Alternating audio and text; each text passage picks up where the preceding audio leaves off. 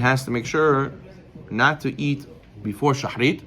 But if a person wants to drink a tea or coffee, because it's going to help him with praying, so he's allowed to. Even with sugar and milk, because today everyone has access to sugar and milk. Number 2, even a person who did not say Kiddush Friday night may drink coffee or tea before Shachrit. One has nothing to do with the other. Number 3, a woman who usually prays Shachrit and Musaf has the same status as a man in regards to the obligation of reciting Kiddush, and she may drink a coffee or tea before praying Shachrit, because the obligation of Kiddush only takes effect once you pray Shachrit. If she feels weak and she needs to eat some mezonot, she should have in mind to fulfill Kiddush through the bracha on the mezonot.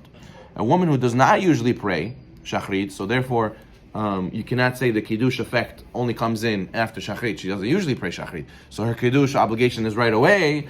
So there, she also technically has what to rely on to drink coffee or tea before Kiddush, but preferably she should say Kiddush. A lot of ladies, they can't pray Shachrit in the morning because they have to take care of the kids and whatnot. So therefore, such a lady should try to do Kiddush before she drinks and eats, but if she doesn't, she technically has what to rely on.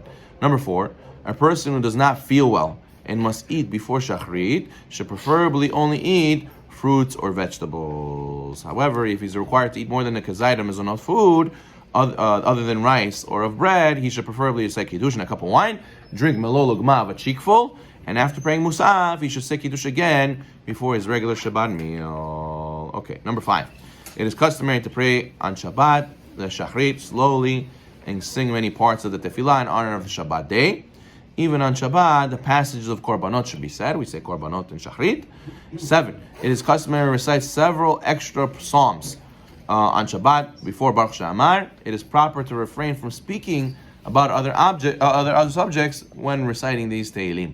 So, you should come early. You should come early on Shabbat, and you have to give time to read all these extra Tehillims.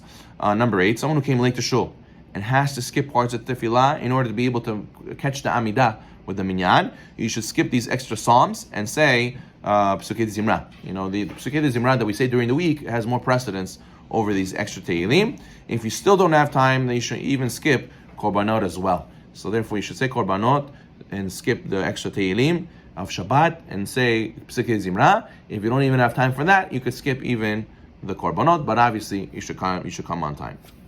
What's the reason we say these extra Tehillim? Number 7, the Tur writes, and on Shabbat, it's customary to add some Tehillim before Psukei Zimra, since people do not have to rush to work and can spend more time in the shul. The Levush explains the reason for saying these Tehillims is each of these chapters discuss the Shabbat and the creation of the world, or Matan Torah, which all happened on Shabbat. There's also Kabbalistic reasons. Okay, nice. Number 9, after Baruch She'amar, instead of saying Mizmor LeTodah, we don't say Mizmor LeTodah, rather we say Mizmor Shir L'Yom HaShabbat. One does not have to stand when reciting Mizmor Shir L'Yom HaShabbat. You could do it sitting. Okay, nice, interesting. Number 10, it is customary to say Nishma Kol Hai on Shabbat before Yishtabach. This is actually added to the Sidur later. 11, the Tefillah is brought by the Gemara Masechet Pesachim and the Zohar. The Benayahu and Megillah, Masechet Megillah, Rabbi Ishai says that this Tefillah was composed by Anshe Knesset Gdolah. The Gemara calls it Birkat Hashir, the blessing of the song. Yes, and therefore the Chazon Ovadia says that you should say singing. It's a very lofty prayer, and this is the prayer where we thank God for this, that we got an extra soul on the Shabbat, extra neshama yetira. 11, the Sephardic custom is to be seated while saying Nishmat Kol Hai. 12, he's not permitted to bow at any point in time during the Nishmat Kol Hai. Someone who forgot to say Nishmat Kol Hai. 13, if you did not say Ishtabach yet, so you can go back. If you already said Baruch, you already said the bracha, you should finish the bracha of Ishtabach, and then you can say Nishmat Kol Hai until Ishtabach. And then if you already finished Ishtabach, you enter Baruch Hu, so then you should not say Nishmat. Then you should say Nishmat only after Shachrit. Okay, let's go to number 19. Someone who arrives late on Shabbat and needs to skip in order to be able to recite the Amidah, should do as follows. If one did not say the Tehillim that you need to say on Shabbat before Baruch She'amar, you skip the Tehillim in order to be able to say Nishmat. B, if you only had enough time to say or Psukei Zimra or Nishmat Kol Hai, because Nishmat Kol Hai is a big chunk also, so then you should skip Nishmat, because it's only a custom from the times of Geonim. And Psukei Zimra is an obligation of the rabbis to say every day. So therefore, Nishmat Kohai is also said more often. So you should say, Pesukei Zimra is I read more often, so therefore you should say Pesukei Zimra before you say Nishmat. If you have both, time for both, you should say both. And if you already said Pesukei Zimra, then you can skip Az Yashir in order to catch Nishmat. So therefore, Az Yashir is more of a lesser important part of Pesukei Zimra. So therefore, that helps you to skip that and go to Nishmat, so you should do that. 20. On Shabbat, the bracha of Yotzer Or is different than the weekday. We say different blessings of Shema before Shema on Shabbat. Someone who accidentally said the weekday one could go back and say the Shabbat one. Okay, 21. If a person remembers that Shabbat, once he already said El Baruch Gedol De'ah, then he should finish that part and go back and say the Shabbat one. The brachot of Kriyat Shema should be said sitting. 23, we add Kel Adon. On Shabbat, we add a special song. Kel Adon. And then we go and add it into the brachot of Shema. We sing it together. That's the minhag. 25, someone who comes late to shul may not skip any part of the brachot Kriyat Shema, even the additional parts, in order to pray with the Amidah, with the minyan. Interesting. Pesukei Zimra, a lot of parts of it you could skip, but you shouldn't skip the blessings of Shema. Okay, 26. Kriyat Shema. Sometimes people pray minyans that go late. Let's say you start 8:45, and the time for Shema is early. Let's say 9:30, or let's say 10 o'clock, or even sometimes 8:45 itself, according to the earliest Zman, is Kriyat Shema. One who is unsure if the minyan will be up to Kriyat Shema before the Zman of Kriyat Shema, even Magen Abraham's time, you should recite the Kriyat Shema before you pray. Before doing so, one should stipulate that if he is indeed able to recite Kriyat Shema at the proper time with the minyan, along with Kriyat Shema, then his first recitation should be considered Torah learning, and is not fulfilling the obligation of Kriyat Shema. However, if you do not recite Kriyat Shema with a minyan in time for his man Kriyat Shema, the first recitation should be an obligation, which means you can make a condition. You could say to yourself, I'm saying Shema now on condition that it should count as my mitzvah if the minyan does not reach the zman, the time for Kriyat Shema.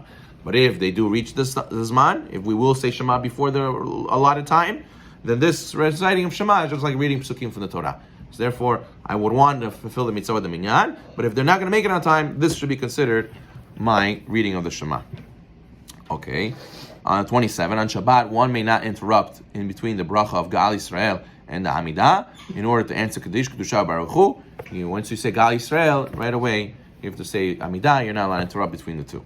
Okay, 31, on Shabbat, usually during the week we know this halacha, but on Shabbat, some poskim say there's no need to be Samech Geulah Letfilah, right? Since we learned the concept of Gal Yisrael and right away starting Amidah, because it says Hashem Tzuri Vegoali.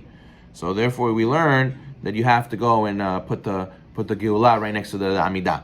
But the next pasuk is Ya'ancha Hashem B'Yom Tzara. Hashem should answer you in the day of trouble. But Shabbat is not a day of trouble. Shabbat is a day of happiness. So maybe there's no inyan, maybe there's no concept of Geulah Letfilah. But many opinions argue and say no, you still have to do Gal Yisrael and write Amidah, and you're not allowed to answer and speak anything in between. Rosh Chodesh is Shabbat, 28. Ya'aleh v'yavo is said in Amidah of all the tefillot. The custom is, 29, to sing the Kedusha, Nagdishach, together with the Hazan. Some communities only answer Kadosh, Baruch, and Yimloch. You should know also it's proper that you should let the Chazan start the tune. A lot of times the Chazan says one tune and the Kahal messes it up.